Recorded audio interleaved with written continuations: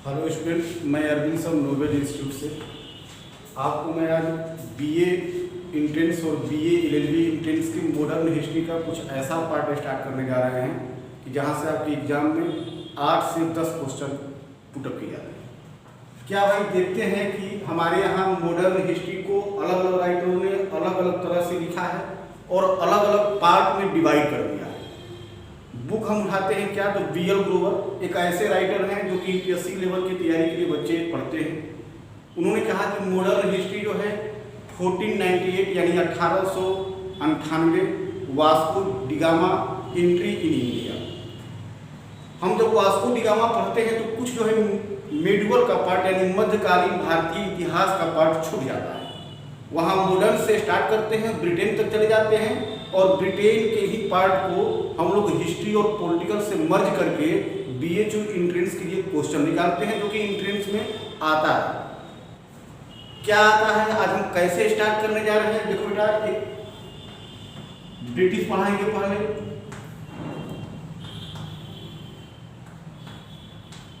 कहा जाता है कि ब्रिटिश ईस्ट इंडिया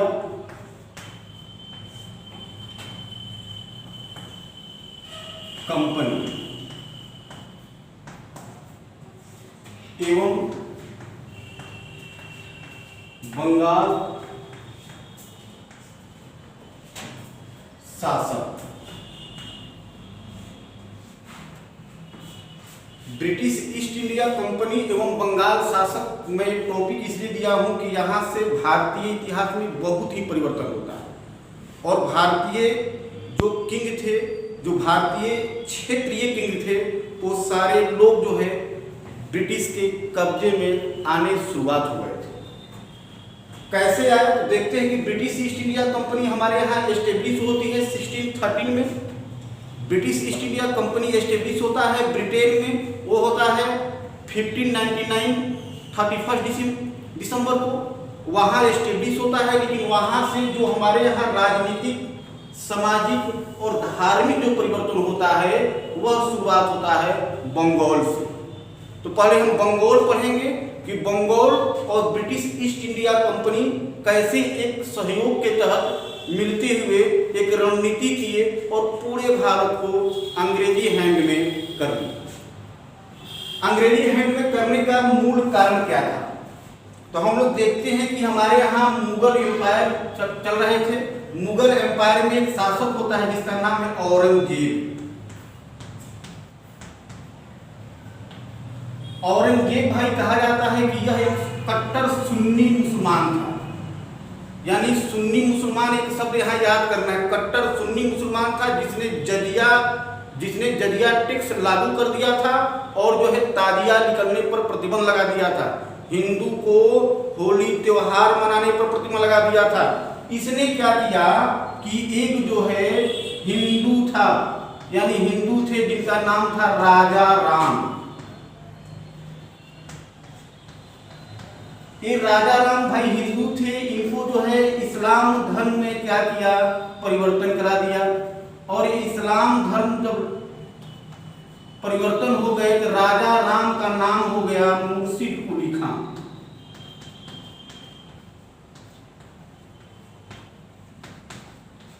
मुर्शिद कुली खां भाई नाम चेंज करके औरंगजेब ने क्या किया कि 1701 में कहां का, तो बंगाल का सूबेदार नियुक्त कर देता है।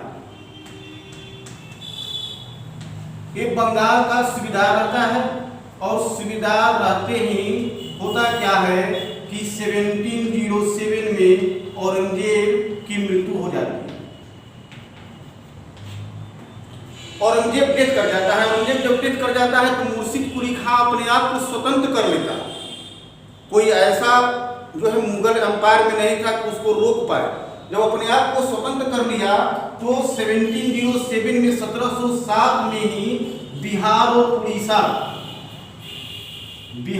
उड़ीसा को क्या करता है, बंगाल में मिला लेता है। बंगाल में बिहार और उड़ीसा को मिलाकर किया क्या, भाई बंगाल की जो राजधानी रहती है, बंगाल की राजधानी पहले ढाका रहता है,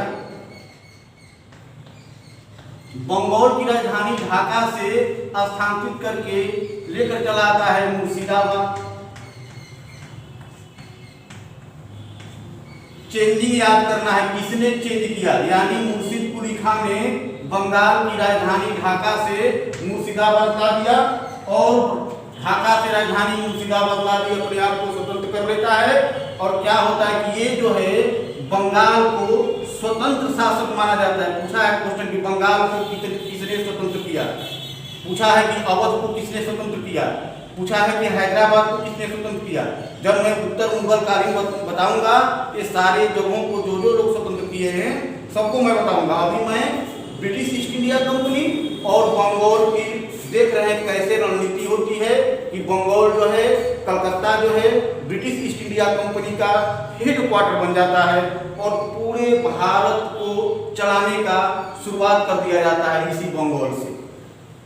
बंगाल में कहा जाता है कि राजा खां जैसे, सरफराज खां जैसे, अली वर्दी खां जैसे शासक होते हैं और बंगाल भारत की सबसे जो है समृद्धशाली और शक्तिशाली प्रांतों में माना जाता है। क्यों माना जाता था? क्योंकि यहाँ पर किसी भी किंग का दबाव उस तरह नहीं था जिस तरह भारत के अन्य एरियाज पर दबाव था। मुगल हमारे यहाँ शासन कर रहे थे, लेकिन मुगल एक जो है क्या कहा जाए कि एक दुर्बल शासक के रूप में थे उस समय। ब्रिटिश का कब्जा उन लोगों को ऊपर हो चुका था। यहाँ से कहानी चेंजिंग होती है और हम पहुँचते कहाँ हैं कि बंगाल में कैसे चेंजिंग आए। बंगाल में चेंजिंग लाने वाला जो शासक था, हम देखते हैं कि 1717 यानी 1717 में एक मुगल बादशाह था जिसका नाम था फर्रुखसियर। ये फर्रुखसियर क्या किया भाई, तो फर्रुखसियर को एक बीमारी हुई रहती है, कहा जाता है कि जिसको लाइलाज बीमारी, जो भी वो थक चुका था मेडिसिन करके, ठीक नहीं हो पा रहा, नहीं ठीक हो पाने के कारण एक डॉक्टर आता है, कहाँ से, ब्रिटेन से। ये ब्रिटेन का डॉक्टर जो था बेटा उसका नाम था चार्ली। कहा जाता है कि एंशिएंट चार्ली और लिली यानी एक ही व्यक्ति का दो नाम बताती है, एक चार्ली और एक लिली। आपको चार्ली और लिली दोनों याद करना है। फर्रुखसियर को बीमारी से ठीक कर देता है। जब ठीक कर देता है तो फर्रुखसियर ने किया क्या, उसकी सबसे बड़ी गलती प्लासी का युद्ध तक करवा दिया।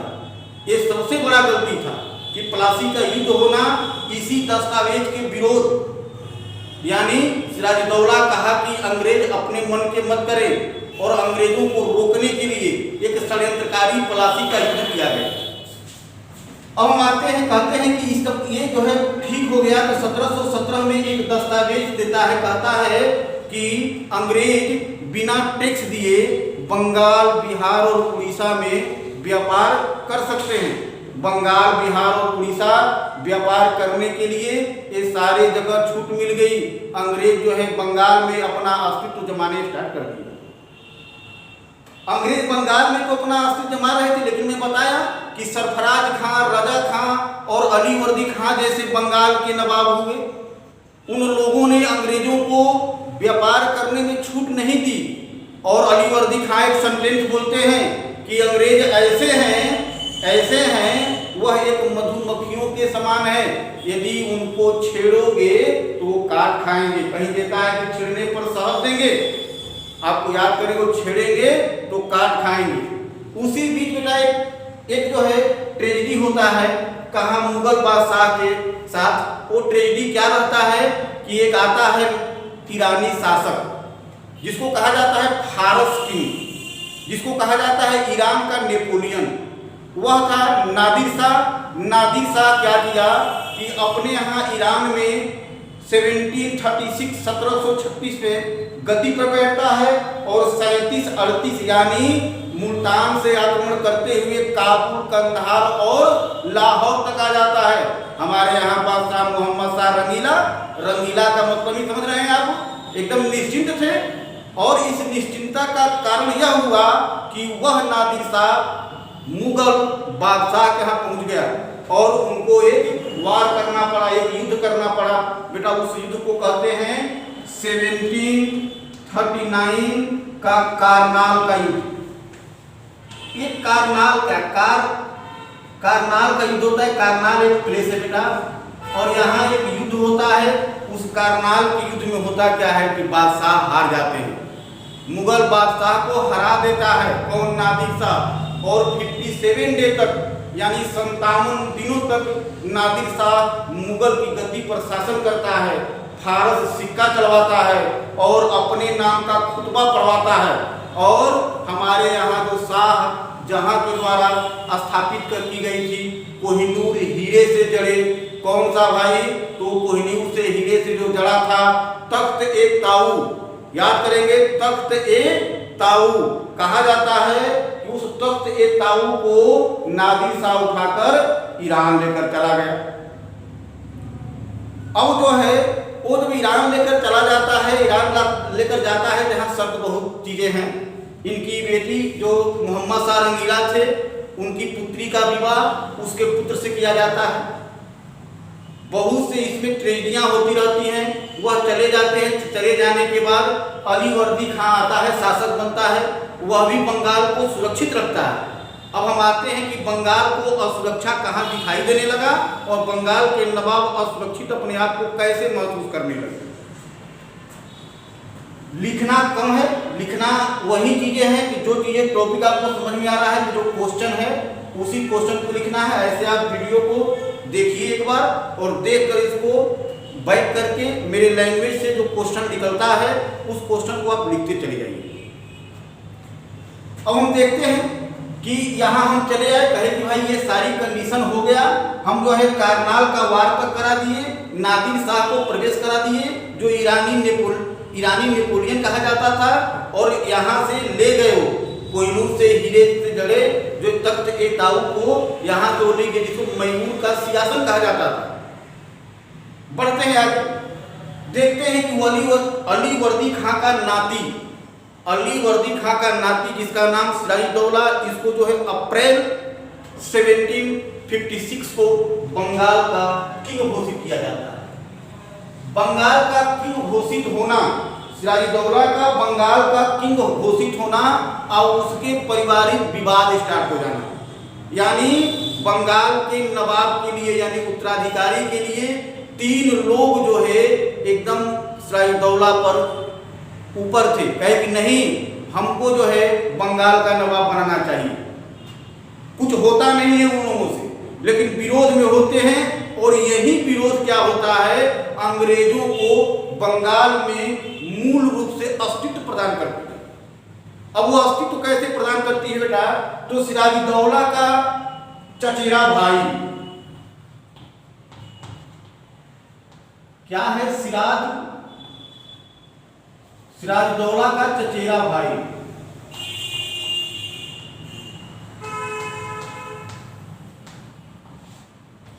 इनका चचेरा भाई आता है जिसका नाम है शौकत जंग।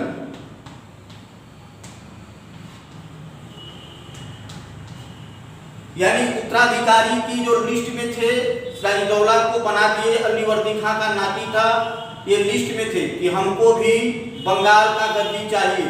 दूसरी भाई पहला फर्स्ट, दूसरा कौन, तो दूसरा घसीटी बेगम थी। अब कहा जाता है कि घसीटी बेगम जो है सिराजुद्दौला के खिलाफ हो गई। तीसरे जो व्यक्ति थे, तीसरे भी जो है चाहते थे कि हम भी नवाब बने, उनका नाम था मीर जाफर। मीर जाफर भी अपने आप को नवाब बनना चाहता था कि हम भी नवाब बने। अब मीर जाफर कौन था, तो सिराजुद्दौला का सेनापति था।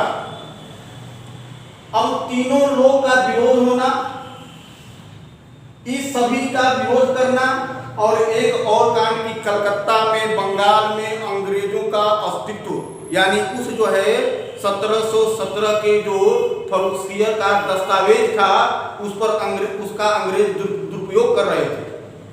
क्या दुरुपयोग कर रहे थे, तो कंपनी प्राइवेट थी यानी निजी थी, वह वहां से आए हुए जो थे यहाँ कर्मचारी थे, उस दस्तावेज को कर्मचारी जो है दुरुपयोग करने स्टार्ट कर दिए। सिराजुद्दौला कहा कि नहीं भाई ये चीज नहीं होना चाहिए। उसने क्या किया कि एक जो है षड्यंत्र कहा जाए या एक जो है कहा जाए कि सैनिकों को या एक कहा जाए कैदियों को जो कैद किया गया था, उस कैदी में कहा जाता है 146 अंग्रेज थे। यानी 146 अंग्रेज को क्या किया कि 20 जून 1756 को एक जो है 18/14 के हॉल में, यानी 18/14 के कमरे में बंद कर देता है। डेट याद रखना है 20 जून क्या भाई 1756। और प्रातः जब सुबह 21 जून को खोला जाता है तो उसमें से मात्र 23 लोग ही बचते हैं। और 23 लोगों में एक जो है अंग्रेज ऑफिसर था, अंग्रेज अधिकारी था, जिसका नाम था हार्डवेल। अब हार्डवेल भी रखता है, कहा जाता है कि हार्डवेल ने किया क्या कि हार्डवेल ने मद्रास गया और मद्रास जाकर जो है मद्रास के गवर्नर से कहा कि ऐसा है कि सिराजउद्दौला हम लोगों को वहाँ अस्थावर रूप में व्यापार करने से रोक रहा है। और क्या किया तो भाई एक कमरे में 146 लोगों को कैद कर दिया। इतनी छोटी कमरा था कि दम घुटने के कारण उसमें बहुत से लोग मारे गए और मात्र 23 लोग बचे, जिसमें मैं भी था। अभी वहां से अंग्रेजों ने क्या किया कि रॉबर्ट क्लाइव के नेतृत्व में, लॉर्ड क्लाइव के नेतृत्व में सेना आती है और कलकत्ता के विलियम फोर्ट पर हमला करती है, किलेबंदी कर देती है। हम जानते हैं भाई कि हमारे यहाँ बंगाल में दो लोग फ्रांसीसी और अंग्रेज, यानी एक जो है चंद्रनगर को बसाया था और अंग्रेज जो है कलकत्ता को बसाए थे। यानी फ्रांसीसियों का कब्जा चंद्रनगर पर था और अंग्रेजों की कब्जा कलकत्ता को हो गई। अब इस कब्जे के बाद क्या हुआ, सिराजउद्दौला घबरा जाता है। अब घबराता है तो करता क्या है कि एक संधि करता है। किसके साथ? वही अंग्रेजों के साथ। अंग्रेजों में किसके साथ? रॉबर्ट क्लाइव के साथ। उसको कहा जाता है अलीनगर की संधि।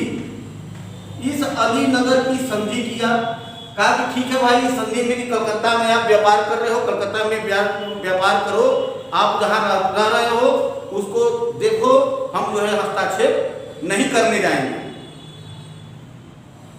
सिराजउद्दौला समझा कि इतनी सारी बातें हो रही हैं तो मेरे साथ विश्वासघात नहीं होना चाहिए। विश्वासघात किया गया और अंग्रेजों के द्वारा यह एक बहुत ही षड्यंत्रकारी युद्ध के रूप में आपके सामने आ रहा है। कहा जा रहा है कि उस जो है बंगाल नदिया जिले प्लासी के मैदान में यानी अंग्रेजों द्वारा एक षड्यंत्रकारी खेल खेला गया। वह क्या खेल था? तो सिराजउद्दौला का जो मेन सेनापति था मीर जाफर, इसके बाद इसका दीवान, सिराजउद्दौला का एक दीवान था जिसको कहा जाता है राय दुर्लभ राय। ये दीवान था, सिराजउद्दौला का दीवान था जिनका नाम था राय दुर्लभ राय। मीर जाफर उसके सेनापति थे और एक बंगाल का व्यापारी था जिसका नाम था जगत सेठ।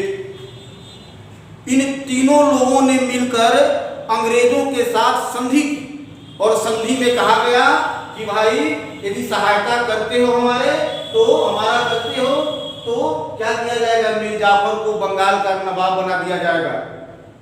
युद्ध होता है प्लासी के मैदान में, युद्ध की शुरुआत होती है। अंग्रेजों की सहायता करने के लिए ये लोग तैयार हो गए। अंग्रेजी सेना का ये युद्ध विजय नहीं था, यह षड्यंत्रकारी युद्ध था। लोगों ने उसके साथ धोखा दिया और सिराजउद्दौला मारा गया। प्लासी की लड़ाई में देखते हैं कि सिराजउद्दौला की सहायता करने वाले अवध के नवाब शुजाउद्दौला और मुगल बादशाह आलमगीर द्वितीय। हम हिस्ट्री नहीं पढ़ने आए हैं, क्वेश्चन बनाने आए हैं। मुगल बादशाह आलमगीर द्वितीय जब पढ़ लिए तो आलमगीर प्रथम जो है उपाधि दिया गया था, वो औरंगजेब को दिया गया था। अवध का नवाब शुजाउद्दौला आपको बक्सर युद्ध में भी आएगा। यहाँ सिराजउद्दौला मार दिया गया और मारने के बाद मीर जाफर को बंगाल का नवाब बना दिया गया।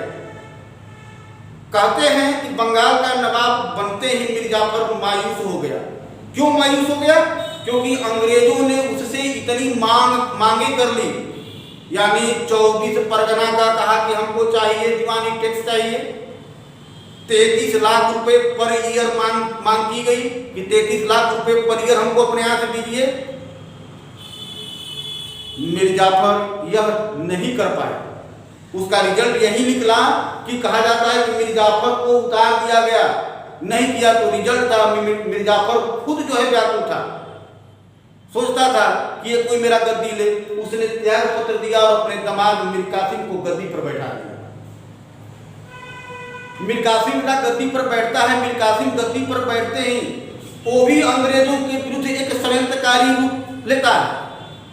कहता है कि जैसे अंग्रेज बंगाल में डेवलप किए और 1717 की दस्तावेज का दुरुपयोग किए, वो नहीं होना चाहिए था और वो मैं नहीं होने दूंगा।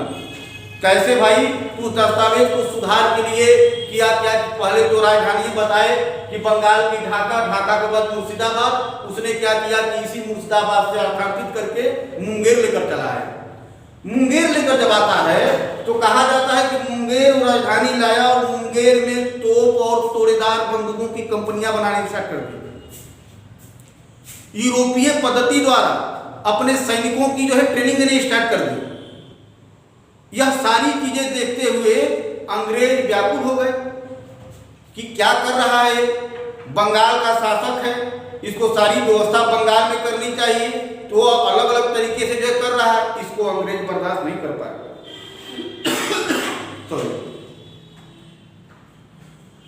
अंग्रेज क्या किए? अंग्रेज भी अब समझ गए कि हम लोगों के साथ जो है षड्यंत्र हो रहा है। मीर कासिम को फिर हटा दिए और मीर कासिम को हटाकर फिर दोबारा मीर जाफर को, यानी 1760 से लेकर 1763 तक मीर कासिम गद्दी पर बैठा रहता है, लेकिन उसको हटा दिया जाता है। मीर जाफर गद्दी बैठता है। मीर कासिम षड्यंत्र करके मुगल बादशाह शाह आलम द्वितीय और अवध के नवाब शुजा-उद-दौला, कहा जाता है कि उसमें मुगल बादशाह शाह आलम द्वितीय उस युद्ध का जो है सेनापति के रूप में वर्क किए थे। किस युद्ध का? बक्सर के युद्ध का। यहाँ बक्सर का वार होता है 1764 में, वहां सेनापति का जो है रूप में शाह आलम द्वितीय वहां वार किए थे, हार गए थे। बता रहे हैं कुछ और क्वेश्चन इधर जो छूटा हुआ है कि कैसे कैसे क्या है।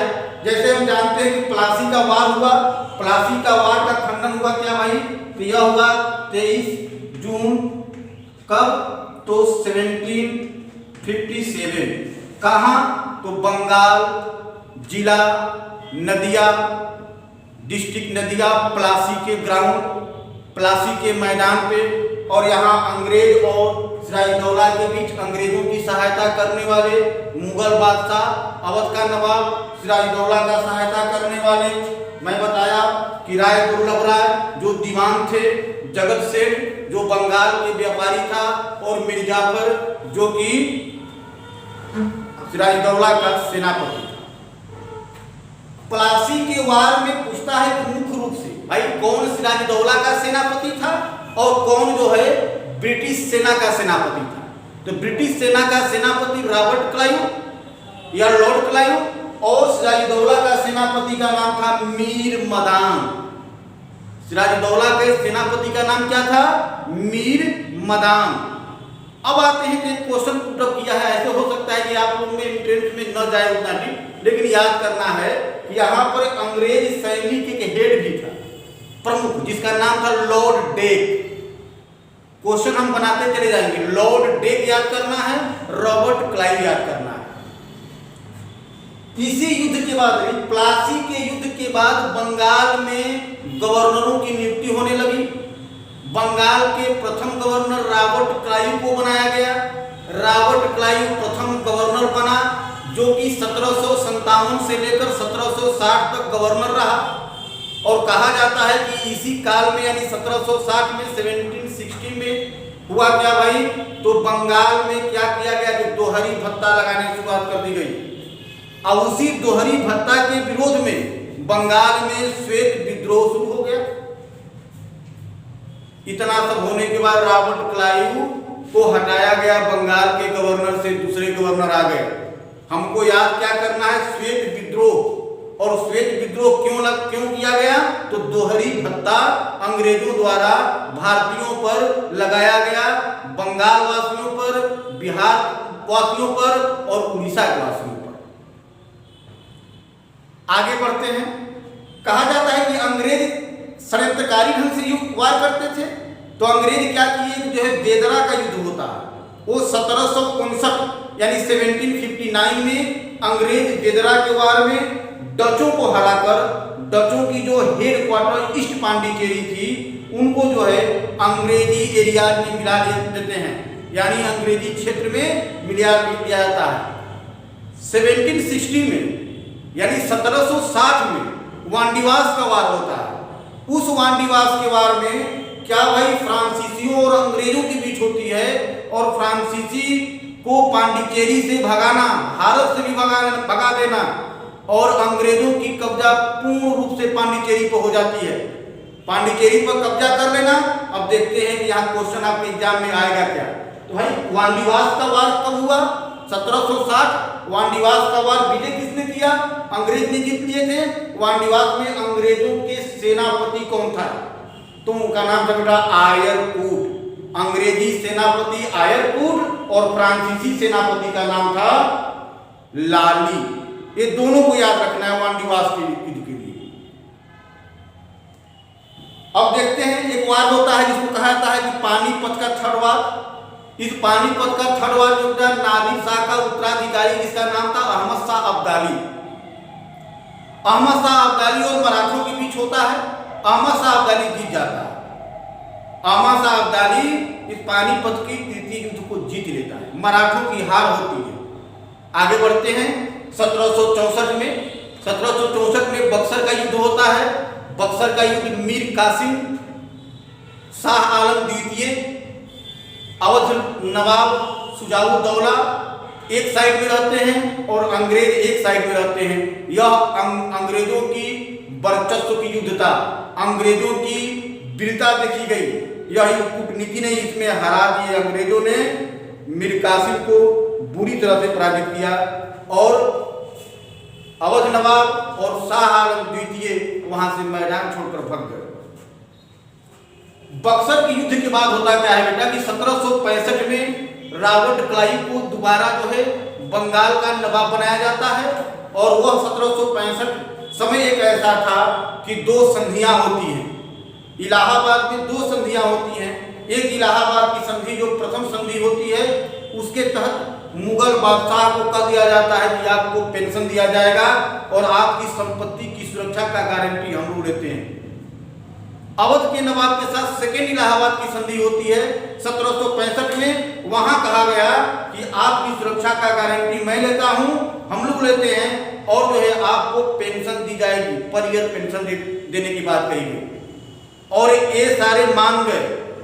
यहाँ यहीं पर ही जब यह सुविधा मिल गई अंग्रेजों को तो वह रॉबर्ट क्लाइव ने द्वैध शासन व्यवस्था, जिसको डुवेल गवर्नमेंट कहा जाता है, उस द्वैध शासन व्यवस्था के तहत भारत के 3 प्रांतों यानी बंगाल में जुटे हुए बिहार और उड़ीसा और बंगाल में दीवानी पद ला दिया जाता है। दीवानी पद आता है तो इसमें देखते हैं कि 2-3 लोग आते हैं, यानी राय सातिब राय को, जिसको कहता है राजा सातिब राय को बिहार का दीवान बनाया जाता है। राय दुर्लभ राय को उड़ीसा का दीवान बनाया जाता है और मिर्जाफर जो था, मिर्जाफर को कहाँ का, तो बंगाल का सूबेदार नियुक्त किया जाता है। 2 तरह से मिर्जाफर की यहीं पर मृत्यु हो जाती है। बंगाल का गवर्नर था ही, मिर्जाफर को यहाँ पर मृत्यु हो जाती है और मिर्जाफर का नवजात बालक था जिसका नाम था निजामुद्दौला और उसको जो है गद्दी पर बैठा दिया जाता है। 1765 का द्वैध शासन व्यवस्था यानी डुवेल गवर्नमेंट सिस्टम भारत में दीवानी पद लाना और बंगाल और बिहार में लागू करना, ये आपको एग्जाम में बार बार पूछता है। यहाँ से चलते हैं, यहाँ से बढ़ेंगे कहाँ, तो देखते हैं कि यहाँ से महत्वपूर्ण चीज क्या आपको बताया जाता है। हम एक एक्ट सुने, जो एक्ट सुने बेटा वो है रेगुलेटिंग एक्ट। कहा जाता है कि 1773 का यह रेगुलेटिंग एक्ट जो है भारत में एक लिखित संविधान के रूप में आया। लिखित संविधान हम क्यों बोल रहे हैं, क्योंकि ब्रिटेन का संविधान बेटा अलिखित है, अमेरिका का संविधान लिखित है और भारत का संविधान लिखित और अलिखित दोनों है। इसलिए ब्रिटेन के द्वारा लिखित रूप में आया। वह रेगुलेटरी एक्ट 1773 का चेंजिंग क्या करता है कि बंगाल के जो गवर्नर होते हैं उनको बंगाल का गवर्नर जनरल बना दिया जाता है। याद हमको क्या रखना है कि बंगाल का फर्स्ट गवर्नर रॉबर्ट क्लाइव यानी लॉर्ड क्लाइव, बंगाल का अंतिम गवर्नर वारेन हेस्टिंग्स और बंगाल का प्रथम governor general Warren Hastings. Bengal का प्रथम गवर्नर जनरल वारेन हेस्टिंग्स को बना दिया गया और बंगाल का प्रथम गवर्नर जनरल बनते ही वारेन हेस्टिंग्स करता क्या है कि वह 2-3 वर्क ऐसे करता है जिससे भारत में चेंजिंग आती है। कुछ एरियाज को मिला लेता है अपने क्षेत्र में, जैसे हम देखते हैं कि इलाहाबाद, वाराणसी, फर्रुखाबाद के संधि के तहत 1772-73 में, 1772-1773 में रुहेल पर आक्रमण, रुहेलखंड पर आक्रमण। रुहेल एक जनजाति थी, यह अफगानिस्तान से आकर जब बसे हुए थे, जिसको रुहेलखंड कहते हैं। मुगल बादशाह का सहायता करना और रुहेलों पर लूटपाट करना। मुगल बादशाह रुहेलों पर आक्रमण करते हैं और वारेन हेस्टिंग्स की सेना जाकर वहां लूटपाट करती है। इन सारी सब चीजों को, और आएगा आगे क्या क्या होता है, सारी सब चीजों को देखते हुए एक अंग्रेज अधिकारी यानी पार्लियामेंट्री अधिकारी था, वहां के सीनेट का अधिकारी था, वो भारत आया तो देखा कि वारेन हेस्टिंग्स बहुत बड़ा ही अत्याचार भारत पर कर रहा है। क्या क्या कर रहा है, कुछ चीजें हम देख लेते हैं, क्या भी ऐसा वर्क किया। तो हम जानते हैं कि भारत में सुप्रीम कोर्ट का जन्मदाता जो है वारेन हेस्टिंग्स को माना जाता है। भारत में सुप्रीम कोर्ट कलकत्ता में एस्टेब्लिश किया गया रेगुलेटिंग एक्ट 1773 के तहत। वहां क्या हुआ कि 74 में सुप्रीम कोर्ट कलकत्ता एस्टेब्लिश हो गई और फर्स्ट जो है सीबीआई जो है यानी चीफ जस्टिस बनाया गया, उनका नाम था इलिजिया इम्पे। इलिजिया इम्पे जो है फर्स्ट जो है चीफ जस्टिस बने और 3 अन्य जो है जस्टिस यानी जो है जस्टिस थे, उनका नाम था हाइट, चेम्बर्स और वेरेलस। फर्स्ट का नाम हाइट, सेकेंड का नाम वेरेलस और थर्ड का नाम चेम्बर्स। भारत में सुप्रीम कोर्ट एस्टेब्लिश हो जाना, दंड देने की प्रावधान भारत में शुरू हो गई। यहाँ पहला दंड और पहली फांसी किसको मिली तो एक नंद कुमार नामक मुर्शिदाबाद का सूबेदार था। उस सूबेदार ने क्लेम किया था, सुप्रीम कोर्ट में क्लेम किया कि वारेन हेस्टिंग्स ने मीर जाफर की विधवा पत्नी मुन्नी बाई से 3.5 लाख रुपए लेकर उसके नवजात बालक को गद्दी पर बैठाया। वारेन हेस्टिंग्स को यह बातें अच्छी नहीं लगी और नंद कुमार को फांसी दिलवा दिया।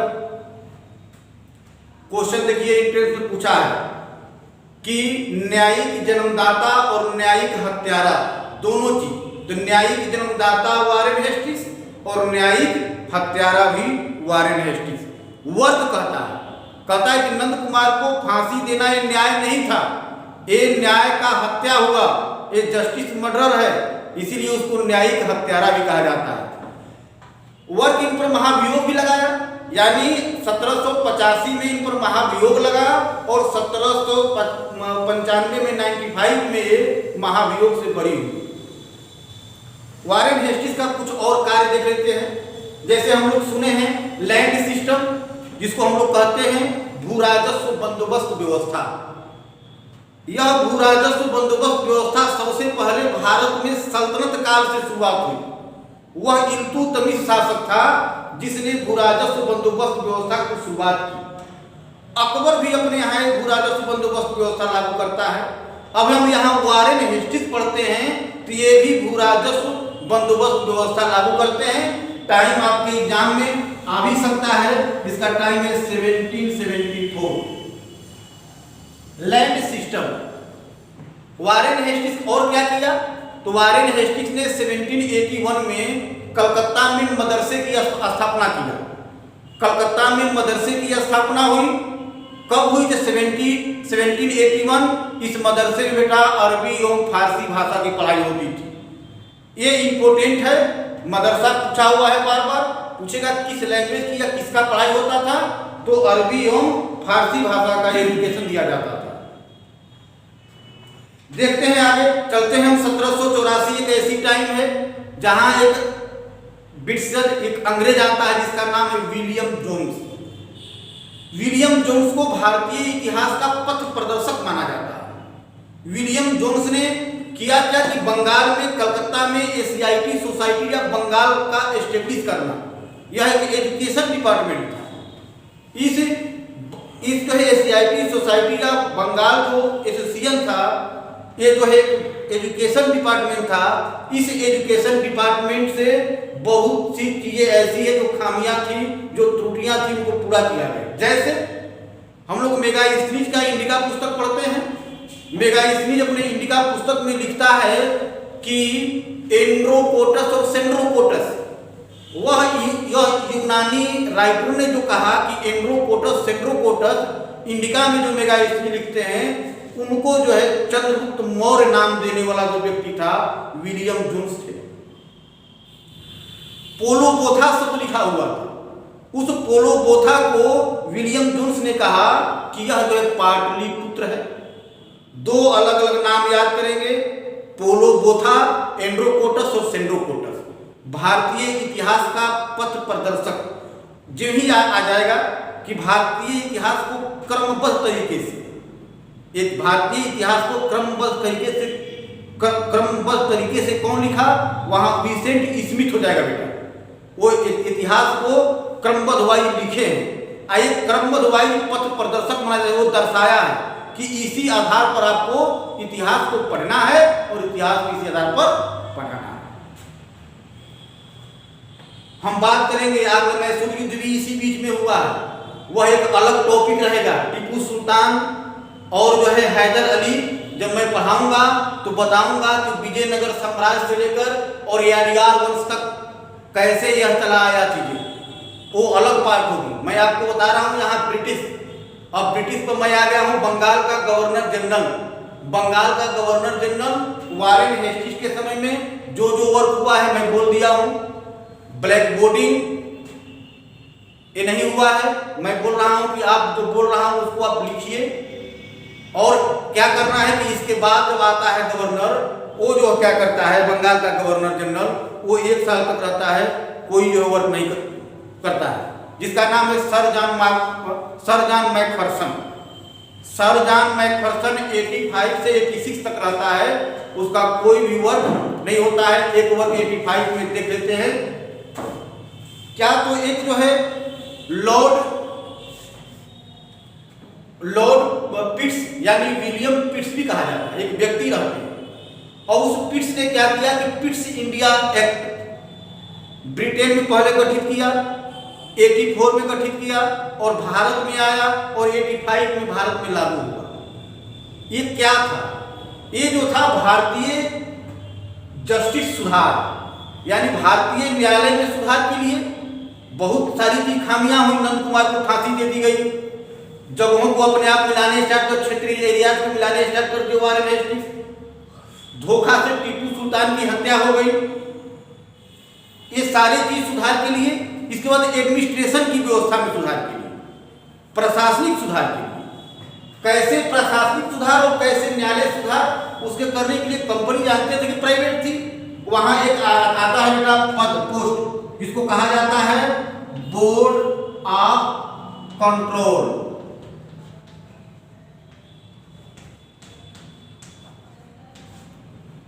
ये बोर्ड ऑफ कंट्रोल में 6 मेंबर रहते हैं। ये 6 मेंबर को कहा जाता है कि भाई जो बंगाल का गवर्नर जनरल डिसीजन ले रहा है वो न्यायालय में न डिसीजन, न्यायालय में इन्हीं मेंबरों द्वारा डिसीजन लिया जाए। जो बंगाल का गवर्नर जनरल जो रहता है, एडमिनिस्ट्रेशन डिपार्टमेंट जो देखता है, उस डिपार्टमेंट छोड़ दे, एडमिनिस्ट्रेशन जो है आ गया कंट्रोलर के हैंड में। इससे क्या हुआ कि न्याय में कुछ न कुछ न्याय मिलने स्टार्ट हो गया। पिट्स इंडिया एक्ट बहुत ही इंपॉर्टेंट है, बार बार एग्जाम में पूछता है। बोर्ड ऑफ कंट्रोलर एक पोस्ट याद रखना है। Board of director regulatory act के तहत ही आ गया था, लेकिन board of controller Pitt's India act के तहत आया। अब यहाँ क्या हुआ बताया कि सरजान मैक्फेरसन आते हैं, कोई वर्क नहीं। अब आएंगे लॉर्ड कॉर्नवालिस। लॉर्ड कॉर्नवालिस का जो टाइम पीरियड रहता है वो 1786 से 1793 और एक बार 1 मंथ के लिए 1805 में बनता है। करता क्या है भाई, उसने क्या किया कि जो लैंड सिस्टम आ रहा था, जो भू राजस्व बंदोबस्त व्यवस्था आ रहा था, उसको जो है तब्दील कर दिया भू राजस्व अस्थायी बंदोबस्त व्यवस्था में, यानी परमानेंट लैंड सिस्टम वहां लागू कर देता है। परमानेंट लैंड सिस्टम लागू करता है तो वहां स्टाम्पिंग की शुरुआत हो जाती है, दस्तावेज तैयार होने स्टार्ट हो जाते हैं कि भारतीय किसानों की जमीन को एक जो है स्टाम्पिंग करके लिया जाता है। कहा जाता है कि जब तक आप मेरे मनी दोगे नहीं तब तक मैं आपको भूमि ये लैंड जो है छोड़ूंगा नहीं। वह अस्थायी बंदोबस्त व्यवस्था में तब्दील कर देता है। आगे बढ़ते हैं, कहते हैं कि father of ICS Indian civil services lord Cornwallis, भाई जिले में कलेक्टर का पद, डीएम का पद लाने वाला, डीएम का पद लाया। लेकिन उस समय जो आईसीएस बनते थे वो आईसीएस मात्र एक सेलेक्ट होते थे। वो सेलेक्ट कौन होते थे? तो ब्रिटिशर होते थे, अंग्रेज होते थे। अब हमको क्या याद करना है कि हम जानते हैं कि ब्रिटिशर ही जो है आईसीएस बन सकते हैं। इसमें बेटा एग्जामिनेशन यानी प्रतियोगिता परीक्षा शुरू हो गया। कब? तो लॉर्ड डलहौजी के समय। किस समय भाई? तो 1853 में। यह एग्जाम फर्स्ट टाइम कहाँ होता था? तो यह एग्जाम फर्स्ट टाइम स्टार्ट हुआ लंदन में। हमारे यहाँ जो फर्स्ट इंडियन क्वालिफाई किए थे आईसीएस, उनका नाम था सत्येंद्रनाथ टैगोर और उनकी टाइम पीरियड जो थी वो 1863 थी। अरविंद घोष भी आईसीएस पास किए थे, लेकिन घोड़सवारी में फेल कर गए थे। सुभाष चंद्र बोस आईसीएस पास किए और त्याग पत्र दे दिए।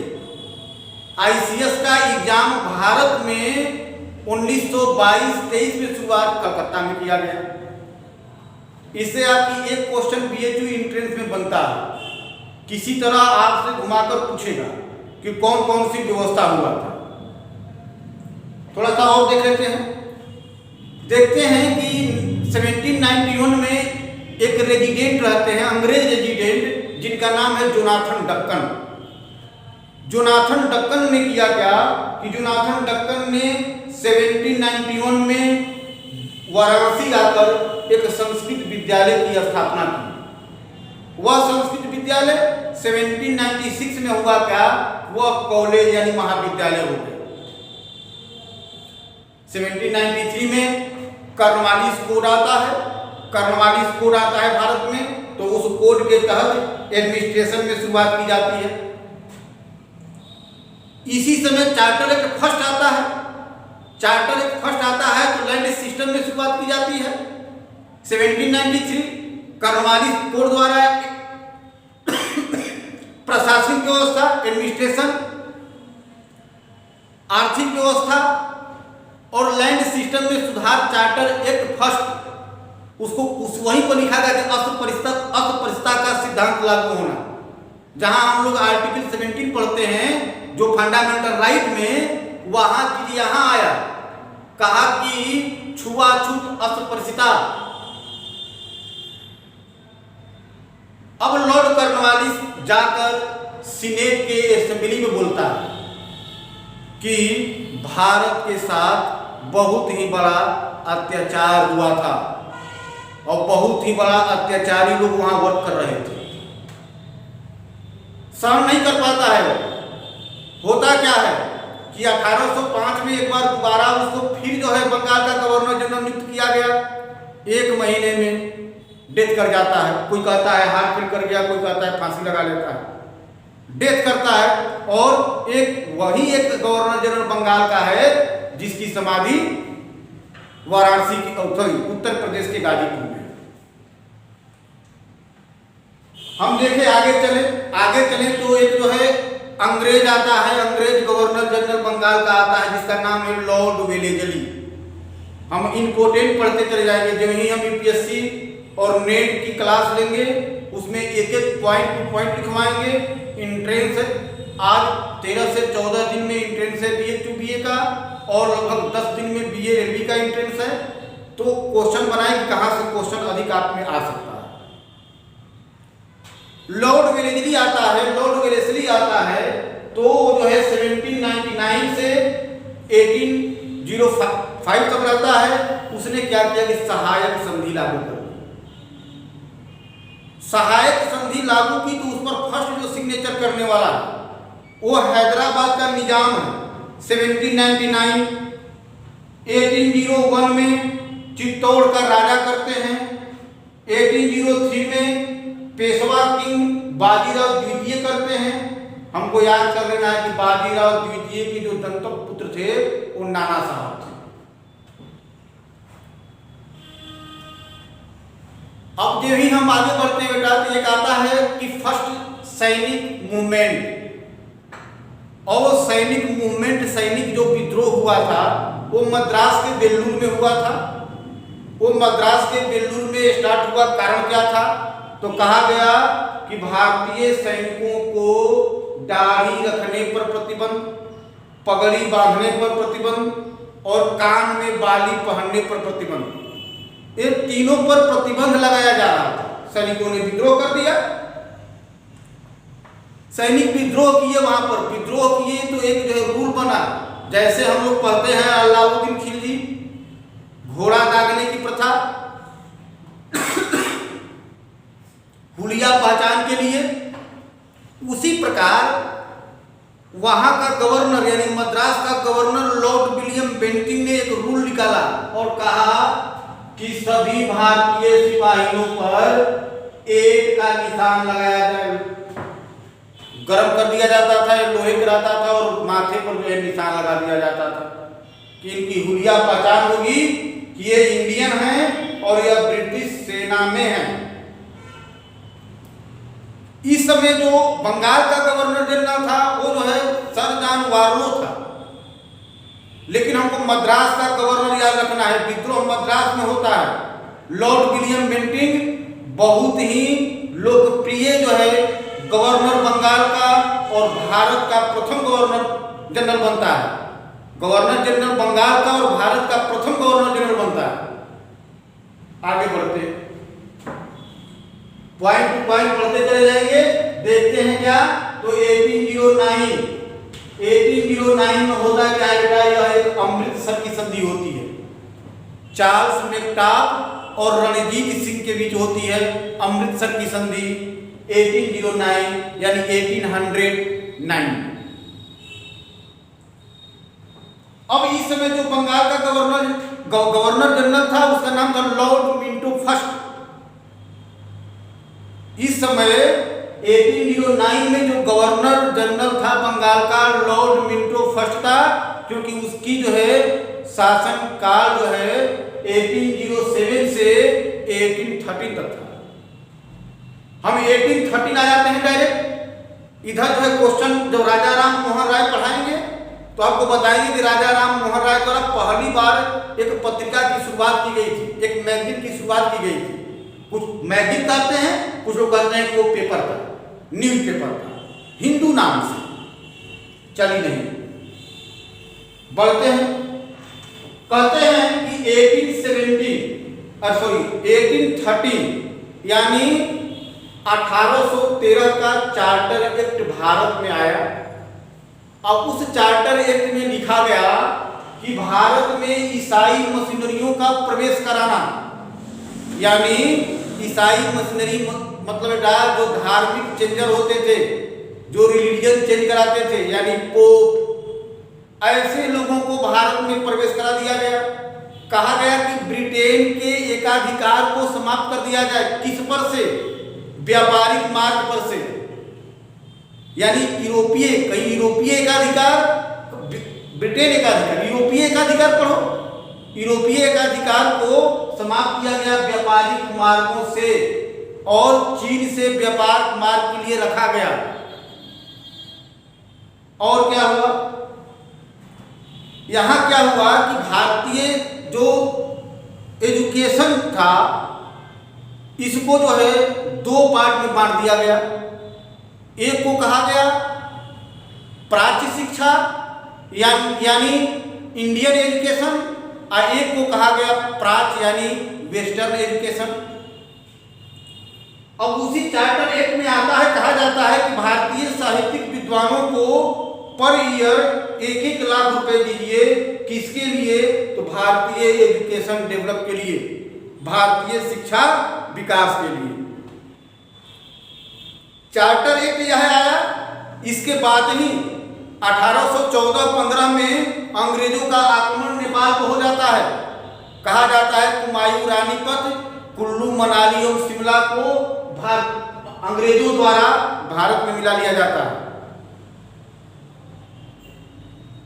अब देखते हैं कि राजा राम मोहन राय इसी समय, भाई यहाँ लॉर्ड मिंटो 1807 से 1813 तक बंगाल का गवर्नर जनरल, और लॉर्ड मिंटो के बाद 1813 से लेकर 1823 तक रहता है गवर्नर जनरल, उसका नाम है लॉर्ड हेस्टिंग्स।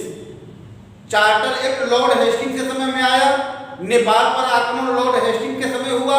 अब यहाँ कलकत्ता में आत्मीय सभा की गठन होती है राजा राम मोहन राय के द्वारा 1815 में। वहीं 1817 में हिंदू कॉलेज की स्थापना होती है राजा राम मोहन राय के द्वारा। उनके सहयोगी मित्र जो थे डेविड हेयर थे। राजा राम मोहन राय के भाई डेथ कर जाते हैं तो उनकी पत्नी सती हो जाती हैं। इसीलिए राजा राम मोहन राय ने 1818 से लेकर 1820 तक सती प्रथा आंदोलन किए प्रतिबंध के लिए। अब ये जो है आंदोलन को सफलता कब दिलाई? तो 1829 में। 1829 में लॉर्ड विलियम बेंटिंग किया गया कि सती प्रथा और ठगी प्रथा धारा 17 के तहत यानी एक्ट जो है 17 के तहत पूर्ण रूप से समाप्त कर दिए। ये याद रखना है। अब देखिए 1823 तक लॉर्ड हेस्टिंग्स बंगाल का गवर्नर जनरल रहता है। 1823 में ही 3 मंथ के लिए एक गवर्नर जनरल बनाए जाते हैं जिनका नाम है लॉर्ड एडम्स। लॉर्ड एडम्स का सबसे मुख्य कार्य यही है कि वो करता क्या है कि भारतीय प्रेसों पर पहली बार प्रतिबंध लगाता है। इसी समय 1823 में ही दूसरा सैनिक विद्रोह होता है, बैरकपुर में होता है। अब आगे बढ़ते हैं, देखते हैं लॉर्ड विलियम बेंटिंग। मैंने बंगाल स्टार्ट किया, ब्रिटिश आ गया और लॉर्ड विलियम बेंटिंग पढ़ाएंगे और यहाँ स्टॉप करेंगे। अब फिर इसको जब लेकर जाएंगे तो सेकेंड क्लास में लॉर्ड विलियम बेंटिंग के बाद से अभी कहीं बात 1857 रिवोल्ट पर जाएंगे। वहां बहुत सारी क्वेश्चन है। लॉर्ड विलियम बेंटिंग जो है क्या करता है कि यह जो है 1828 में बंगाल का गवर्नर जनरल बनता है और चार्टर एक्ट 1833 के तहत इस बंगाल के गवर्नर जनरल को भारत का गवर्नर जनरल कर दिया जाता है। बंगाल का अंतिम governor general lord William Bentinck और भारत का प्रथम governor general lord William Bentinck. यहां क्या होता है कि उस जो है चार्टर एक्ट में लिख कर आता है कि भारत में एक यूनियन एस्टेब्लिश किया जाए, एक संघीय कानून बनाया जाए। उस संघीय कानून में 6 मेंबर रखे गए, 6 मेंबर रखे गए। 3 मेंबर इंडियंस और 3 मेंबर्स जो है ब्रिटिशर्स थे। अब क्या हुआ कि इसी जो है मेंबर्स ने यूनियन ने क्या किया कि चार्टर एक्ट के द्वारा एक जो है एजुकेशन सचिव यानी शिक्षा सचिव, किसको भाई? मैकाले को, लॉर्ड मैकाले को बंगाल का शिक्षा सचिव नियुक्त कर दिया गया। बंगाल का शिक्षा सचिव मैकाले हो जाता है। वो अपना एक डिस्पैच लाता है 1835 में। उस डिस्पैच में लिखा रहता है कि भारतीयों को प्राइमरी एजुकेशन मातृभाषा में, भारतीयों को हायर एजुकेशन अंग्रेजी भाषा में दी जाए और भारतीयों को यूरोपीय साहित्य और यूरोपीय साइंस पढ़ाया जाए, यूरोपीय लिटरेचर एवं यूरोपीय साइंस पढ़ाया जाए। चलिए, थैंक यू। आज के लिए इतना ही। नेक्स्ट क्लास लेंगे कि इसके बाद पढ़ाना स्टार्ट करेंगे। एक चीज मैं आप लोगों से बता देना चाहता हूं कि यदि एंट्रेंस आपको निकालना है तो कोई प्राइवेट बुक, कोई एक राइटर, कोई एक टीचर, कोई एक नोट्स आपको एंट्रेंस नहीं निकलवाएगा। आपको बेसिक नॉलेज की बहुत ही जरूरत है। वह बेसिक नॉलेज मिलेगा कहाँ से? तो जो आप एकेडमिक किए हैं उसी एकेडमिक से आप में क्वेश्चन आते हैं। वह एकेडमिक पैटर्न एनसीईआरटी पैटर्न तो हर साल बीएचयू कुछ न कुछ चेंज करता है।